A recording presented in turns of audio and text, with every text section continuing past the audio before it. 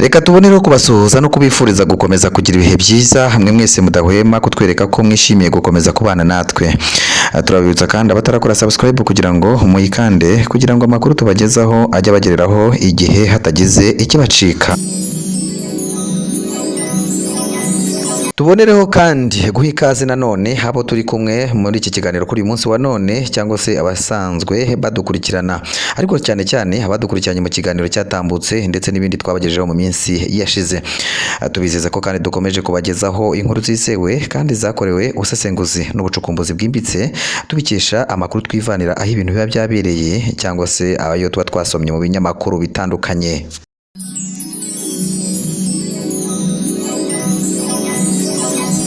Kubo twari turi kumwe mu kiganiro cyabanje twababwiraga inkuru y'incamugongo y'uburyo STT na TAT byakubakubye amafaranga y'abantu batari bake. Aya mafaranga akaba ari ayo bari barashoye muri izi kampani zombi, uretse ko zino kampani zitafungiye rimwe ahubwo zagiye zifunga mu bihe bitandukanye, aho STT ariyo yabanje kufunga cyangwa se kuburirwa irengero, hakaza gukurikiraho TAT.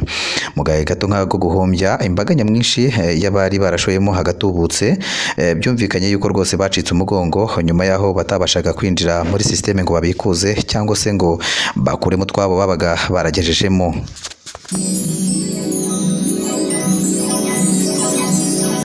Hashize iminsi mike urwego rw'igihugu rw'ubugenzacyaha rutaye muri yombi Uwimana Jean Marie Vianney, wari umuyobozi wa Super Free to Trade cyangwa se STT, akaba ari nawe wari warabaruje iyi kampani yacuruzaga amafaranga hakoreshejwe uburyo bw'ikoranabuhanga. Iyi nkuru ku ikubitiro ikaba yarasesekaye hanze cyangwa se ikaba yaratangajwe n'ikinyamakuru igihe.com.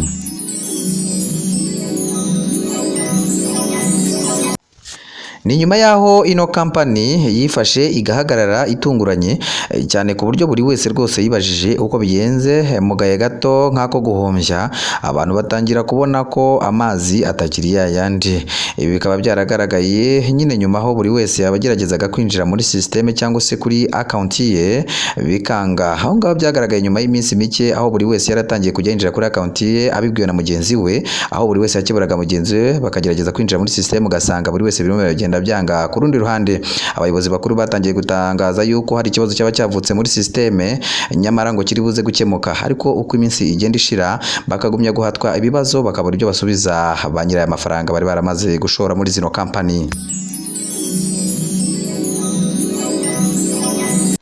Nta gihe kinini cyaciyemo kandi inkuru bimaze kugaragara ko yabaye impamo, abantu benshi batangiye kugenda bayivugaho mu buryo butandukanye, ndetse yewe abenshi batangira guhangayika, yewe kugeza aho byagiye bivugwa cyangwa se inkuru zigacicikana bivugwa ko bamwe na bamwe batangiye kwiyambura ubuzima mu bice bitandukanye by'igihugu. Ibihuha byarakwiriye, ariko kandi amafoto harayagiye ajya hanze agaragaza abantu bamwe na bamwe batangiye kugenda biyambura ubuzima bakoresheje uburyo butandukanye. Guverineri mukuru wa banki y'u Rwanda akaba yarihanganishije abaturarwanda benshi batandukanye, harimo abatandukanye cyane cyane abagira igihombo gikabije cyo kuburira ubutunzi bwabo muri zino kampani. Iyi kampani ikaba yari imaze hafi amezi 6 ikorera ku butaka bw'u Rwanda, bivuze ko harimo abungutse cyane rwose ku buryo bugaragara nk'uko abenshi batangaga ubuhamya, ariko kandi hakaba higanjemo abahoraga bafite amakenga kubwo kutizera cyangwa se wenda kudashyira amakenga yuko bino bintu biba bizaramba iwabo. Ariko kandi nanone twakwibagirwa yuko hari abenshi bagira igihombo muri ibi bintu kubera kutamenya ibyo ari byo cyangwa se kuba bari banyamuza vuba. Bano bakaba aribo bagize igihombo muri zino kampani bakaza kuriramo amafaranga kwikubagaho. Uwimana Jean Marie Vianney wafashwe n'urwego rw'ubugenzacyaha RIB kugeza na n'ubu ibijyanye n'ibyo ashinjwa cyangwa se we icyo yabivugaho ku giti cye nk'umuntu wabifatiwemo, cyangwa se abenshi barimo gushinja yuko yari umuyobozi.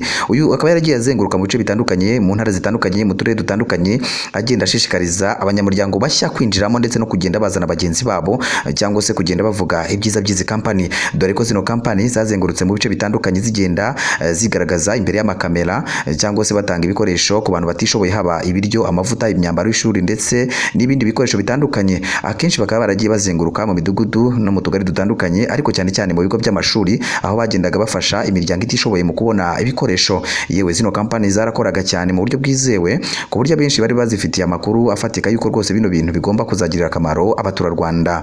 Ariko kandi rero nanone ntabwo twasiba kuvuga yuko uno mugabo ari mu maboko y'urwego rw'ubugenzacyaha, ari nako amakuru arimo gukusanywa, ariko akaba ari nta byinshi biravugwa ku ifatwa ry'uyu mugabo. Tuzakomeza kubagezaho update zose zagenderwaho kugira ngo mugire byinshi mumenya kuri uyu mugabo cyangwa se icyo arimo abivugaho, kugira ngo mwese mushire amatsiko. Ari nayo mpamvu tubasaba kugira ngo mukomeze kubana natwe mukurikirana inkuru tubagezaho 5 kuri 5 nk'uko twiyemeje kubibagezaho. Tuboneyeho kandi gukomeza kubifuriza kugubwa neza ndetse mukagira n'ibihe byiza aho muherereye hose, haba mu Rwanda ndetse no hanze yarwo. N'ahandi wasanga amakuru rero yizewe kandi azajya azira ku gihe uretse kuri Afro Live. Turakwibutsa kandi gukora subscribe mu gihe cyose wifuza gukomeza kubana natwe no gukenera amakuru atandukanye ava hirya no hino.